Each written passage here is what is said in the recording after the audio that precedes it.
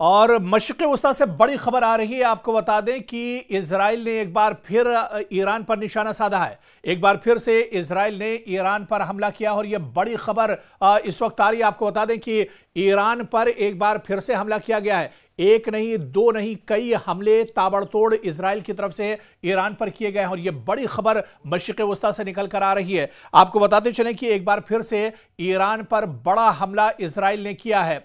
हालांकि शुरुआती तौर पर इस हमले की नौयत तो नहीं पता चल सकी, लेकिन इतना जरूर है कि तीन बड़े हमले, तीन बड़े धमाके एक तरह से ईरान पर किए गए हैं और यह कहा जा रहा है कि यह हमला भी इजराइल की तरफ से किया गया है। क्योंकि आपको याद होगा पिछले दिनों जो 12 दिनों तक जंग चली थी ईरान और इजराइल के दरमियान, 12 दिनों की जंग तो थम गई थी, जंगबंदी हो गई थी, लेकिन जंगबंदी के बाद तनाव लगातार बरकरार था, कशीदगी लगातार बरकरार थी और एक बार फिर से इजराइल ने ईरान पर निशाना साधा, ईरान पर हमला किया है और कहा जा रहा है, जो जानकारी मिल पा रही है, कि ताबड़तोड़ तीन हमले, तीन ठिकानों पर यह हमले इजराइल की तरफ से किए गए, जिसमें जानी और माली नुकसान की खबर भी निकल कर आ रही है।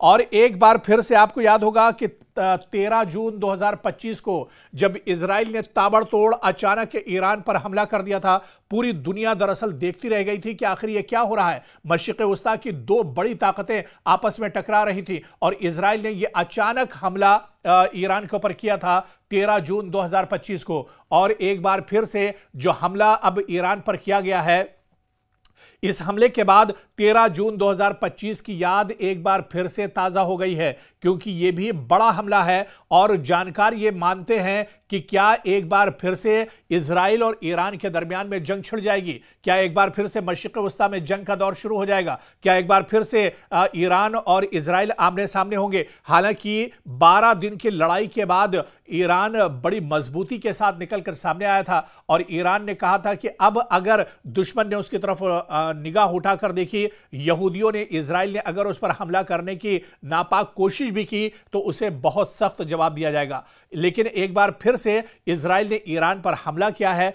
क्या इस हमले का जवाब ईरान की तरफ से भी दिया जाएगा? क्योंकि अचानक यह हमला हुआ है, ऐसे में इजराइल और ईरान के अंदर भी अफरा तफरी मच गई है और ऐसे में यह पता लगाने की कोशिश की जा रही है कि यह अचानक हमला किया गया है, जानबूझकर हमला किया गया है, बाकायदा एक पॉलिसी के तहत यह हमला किया गया है। यह हमला आखिर किस नौयत का है, अब ईरान इसे समझने की कोशिश कर रहा है। लेकिन आपको याद होगा कि 13 जून 2025 की याद इस हमले ने ताजा कर दी है, जब इजराइल ने बड़े पैमाने पर फजाई हमले किए थे ईरान के ऊपर। एक साथ कई जगहों पर ईरान को निशाना बनाया गया था और इस ऑपरेशन का नाम इजरायली दस्तावेजात और तजुर्बाकारों के मुताबिक ऑपरेशन राइजिंग लाइन नाम दिया गया था इस ऑपरेशन का। जी हां, इस ऑपरेशन का नाम राइजिंग लाइन दिया गया था, यानी उभरता हुआ शेर इस ऑपरेशन को नाम दिया गया था। इजराइल का दावा है कि हमले का मकसद ईरान की जौहरी तंसीबात और उसकी मिसाइल सलाहियत को नाकाम बनाना था। हालांकि 12 दिन की जंग के बाद इजराइल को कुछ हासिल तो नहीं हुआ था। कुछ इजराइल के फौजी और इजराइल के जो साइंटिस्ट थे, ईरान के जो साइंटिस्ट और जो डॉक्टर्स थे, जो साइंटिस्ट थे, जो सिक्योरिटी फोर्सेस का जो अमला था, वो इसमें जरूर मारे गए थे। कई बड़े जनरल और कर्नल जो थे वो एक तरह से मारे गए थे ईरान के, लेकिन इस जंग का कोई नतीजा नहीं निकला था। हालांकि इस 12 दिन की जंग में आप देखिए कि ईरान ने मुंहतोड़ जवाब दिया था और ईरान ने 12 दिन की जंग में इजराइल को परेशान करके रख दिया था। यही वजह है कि इस 12 दिन की जंग में जब इजराइल पूरी तरह से पस्त हो गया तो उसने बीच में अमेरिका को लाया, डोनाल्ड ट्रंप ने दोनों की सालसी कराई और फिर यह जंग एक तरह से जंगबंदी में बदल गई। 12 दिन तक जंग चली और इस जंग का कुछ नतीजा नहीं निकला, बल्कि 12 दिन के इस जंग में जो इजराइल की सच्चाई थी वो दुनिया के सामने आ गई। इजराइल का जो डिफेंस सिस्टम था उसकी कमजोरियां निकलकर सामने आ गई। इजराइल किस तरह से पस्त हुआ मशरिक़ वस्ता में, वो तमाम चीजें निकलकर सामने आ गई थी। और ये जंग दरअसल इजराइल अकेले नहीं लड़ रहा था, इस जंग में अमेरिका भी इजराइल के साथ था। लेकिन फिर भी एक छोटी सी ताकत ईरान, जिस पर हमेशा से, जिसके असलहों पर, जिसकी मिसाइलों पर, जिसके एयर सिस्टम पर, एयर डिफेंस सिस्टम पर, सभी पर एक तरह से पाबंदियां रही हों, वो ईरान पूरी ताकत के साथ इजराइल के सामने डट गया था और इजराइल को उसने मुंहतोड़ जवाब दिया था।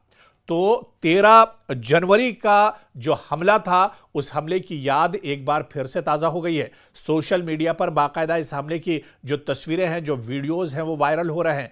और क्या माहिरीन का यही मानना है, क्या अगर ईरान इस हमले का जवाब देता है, ईरान भी पलटवार करता है, एयर स्ट्राइक करता है या मिसाइल से हमला करता है, निशाना बनाता है इजराइल को, और तल अवीव पर कोई बड़ा हमला ईरान की तरफ से किया जाता है, तो मशरिक़ वुस्ता में एक जंग की शुरुआत और होने जा रही है। जो सिलसिला थमा था 12 दिन की जंग के बाद, वो सिलसिला एक बार फिर से मशरिक़ वुस्ता में शुरू होने जा रहा है। यानी ये एक तरह से अलार्मिंग है और एक बार फिर से जंग कहीं ना कहीं मशरिक़ वुस्ता में इजराइल और ईरान के दरमियान छिड़ सकती है। लेकिन इतना जरूर मान लीजिए कि इस बार जंग का जो मंजरनामा होगा वो 13 जून 2025 से बिल्कुल अलग होगा। क्योंकि इससे पहले आप देखिए कि जब मैदान में इजराइल के सामने इजराइल और अमेरिका एक साथ खड़े हुए थे, अमेरिका पीछे से कहीं ना कहीं उसकी पुष्टपनाही कर रहा था, पीछे से उसकी मदद कर रहा था, और इजराइल खुलकर यह जंग लड़ रहा था ईरान के साथ। लेकिन ईरान उस वक्त अकेला था। लेकिन इस जंग के बाद अब ईरान अकेला नहीं बचा है। खित्ते की सियासत अब बहुत हद तक बदल चुकी है। अब ईरान के साथ रशिया भी खड़ा है, रूस भी खड़ा है, व्लादिमीर पुतिन भी खड़े हैं, चीन भी खड़ा है, और शी जिनपिंग भी कह चुके हैं कि अगर ईरान को इस तरह से घेरने की या तरह समझकर कोशिश की गई उसे खत्म करने की, तो चाइना भी उसके साथ खड़ा है। यानी दुनिया की दो बड़ी पावर, दुनिया की दो सुपर पावर जो है, यानी रशिया और चीन, वो एक साथ अब ईरान के साथ खड़े हुए हैं। ईरान की अगर ये दोनों सुपर पावर मदद करते हैं तो फिर बहुत भारी पड़ सकता है मशरिक़ वुस्ता में इजराइल के लिए। और इजराइल जिस तरह से बार बार इस जंग को छेड़ने की कोशिश कर रहा है, बल्कि कोशिश क्या कर रहा है, उसने एक बार फिर से जंग छेड़ने के लिए एक तरह से शुरुआत कर दी है। तो ऐसे में इजराइल को बहुत बड़ी दिक्कतों का सामना करना पड़ सकता है आने वाले दिनों में, क्योंकि इस बार तस्वीर बिल्कुल जंग की अलग होगी। इस बार अगर इजराइल के साथ अमेरिका होगा तो ईरान के खेमे में इस बार रूस और चीन भी खड़े हुए नजर आ सकते हैं। इसके अलावा आपको याद होगा कि पिछली जो जंग हुई थी ईरान और इजराइल के दरमियान में, उसमें अरब ममालिक भी ईरान के साथ आ गए थे और कई अरब ममालिक खुलकर एक तरह से सामने आ गए थे। हालांकि जो कट्टर हरीफ है, सऊदी अरब और ईरान जो कट्टर हरीफ माने जाते हैं, उनके रिश्ते भी इस जंग के बाद कहीं ना कहीं सर्द पड़ गए थे और उसके ये रिश्ते जो है एक बार पटरी पर लौटते हुए नजर आए थे। शाह सलमान ने भी इजराइल की काफ़ी ज़्यादा मजम्मत की थी, हमले की मजम्मत की थी। यानी अगर ये जंग छिड़ती है तो अरब ममालिक, मुस्लिम ममालिक भी एक साथ एक तरह से आते हुए नजर आ सकते हैं। हालांकि इससे पहले की जंग में कई इस्लामी ममालिक या मशरिक़ वुस्ता के कई ऐसे मुल्क भी थे जो इजराइल के साथ भी खड़े थे, इजराइल की मदद भी कर रहे थे। और ऐसे में क्या इस बार तस्वीर बदली हुई हो सकती है? क्या ये जो हमला है, इस हमले को ये मानकर चला जाए कि मशरिक़ वुस्ता में एक और जंग होने जा रही है, एक और बड़ी जंग का ये पेशखेमा है, एक और बड़ी जंग यहां से शुरू होने जा रही है? और अगर ये जंग शुरू होती है तो इसका मंजरनामा क्या कुछ होगा, जंग का मंजरनामा क्या कुछ होगा, और इसके दुनिया पर क्या कुछ हालात पड़ेंगे, मशरिक़ वुस्ता और जो पूरा खित्ता है इस पर किस तरह के हालात आने वाले दिनों में होंगे? क्योंकि यहां पर इराक की बात कर लें, तुर्की की बात कर लें, सऊदी अरब की बात कर लें, और फिर यमन की बात कर लें, इसी तरह से दूसरे जो ममालिक हैं उनकी बात कर लें, और आखिर में फ़लस्तीन की बात कर लें, तो मशरिक़ वुस्ता में जो ममालिक हैं इन पर क्या कुछ असर होगा, इनकी क्या कुछ कारकर्दगी होगी? तुर्की बहुत अहम रोल अदा करता है जब किसी अरब या मुस्लिम मुल्क पर इस तरह का हमला होता है, तो तुर्की का किरदार क्या कुछ होगा, सऊदी अरब का किरदार क्या कुछ होगा, यह देखना भी बहुत अहम होगा। क्या यह जंग यहीं पर थम जाएगी या जो नापाक हरकत इजराइल ने की है इसका मुंहतोड़ जवाब ईरान देगा और एक बार फिर से जंग मशरिक़ वुस्ता में शुरू होगी? यह देखना भी बहुत अहम होगा।